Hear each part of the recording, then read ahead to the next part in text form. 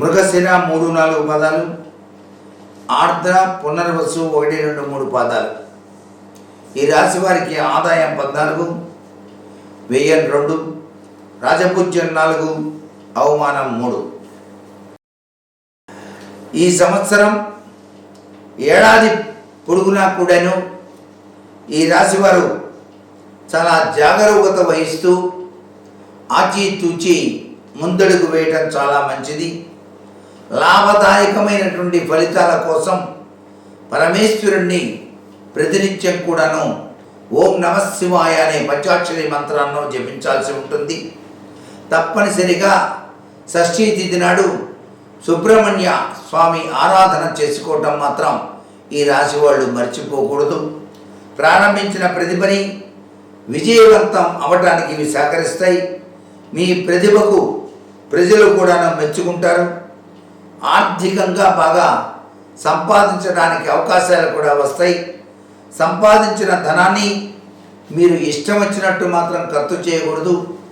పొదుపుగా వ్యవహరించాలి. కుటుంబ సభ్యులు, స్నేహితులు మీకు అండగా ఉంటారు.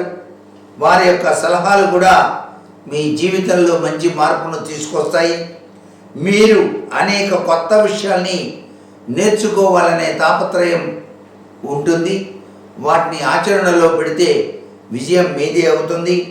మీ జీవితం చక్కటి ఆనందంతో నిండిపోతుంది. కొన్ని విషయాల్లో మాత్రం కడు జాగ్రత్త వహించాల్సి ఉంటుంది. ఆరోగ్యాన్ని కాపాడుకోవడానికి ప్రత్యేక శ్రద్ధ వహించండి. ఆరోగ్యం బాగా ఉండాలంటే మంత్రం ఏం చెప్పాం? ఈ సంవత్సరం ప్రతి వాళ్ళు చదువుకోవాల్సిన మంత్రం బాలాంబికేశ వైద్యేశ భవరోగ హరేతిచ అనే మంత్రాన్ని ప్రతినిత్యం చదువుకోండి. అలా చేయటం వల్ల పరమేశ్వరుడు మీకు సంపూర్ణ ఆరోగ్యాన్ని ప్రసాదిస్తాడు.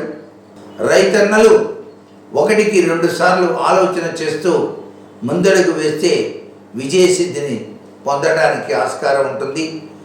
పంట పండినది వెంటనే అమ్మకుండా నిల్వ చేసుకొని కనుక అమ్మినట్లయితే సఫలీకృతులు అవుతారు.